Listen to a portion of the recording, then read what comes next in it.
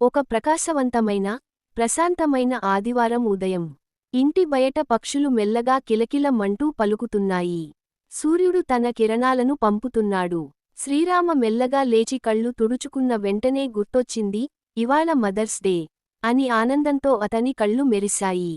తన తల్లిని లేపకుండా జాగ్రత్తగా వంటగదిలోకి వెళ్లాడు శ్రీరామ. ఈ రోజు అమ్మను ఎంతో సంతోషపెట్టాలి అనుకున్నాడు. అతను తన క్రయాన్లు మరియు కాగితం తీసుకొని ఒక అందమైన కార్డు తయారు చేయడం మొదలుపెట్టాడు. అందులో హృదయాలు, పూలు, ఇంకా తాను అమ్మను హత్తుకుంటున్న చిత్రాన్ని కూడా వేశాడు. ఆ తర్వాత తోటకు పరిగెత్తాడు. అక్కడ అమ్మకు ఇష్టమైన ఎర్ర గులాబీని ఎంతో ప్రేమతో తీసుకున్నాడు. తరువాత ఓ బౌల్లో బిస్కెట్లు మరియు పాలును పోసి, పువ్వు మరియు కార్డుతో కూడిన ట్రేను జాగ్రత్తగా అమ్మ గదికి తీసుకెళ్లాడు. హ్యాపీ మదర్స్ డే, అమ్మా! అని మెల్లగా అన్నాడు శ్రీరామ.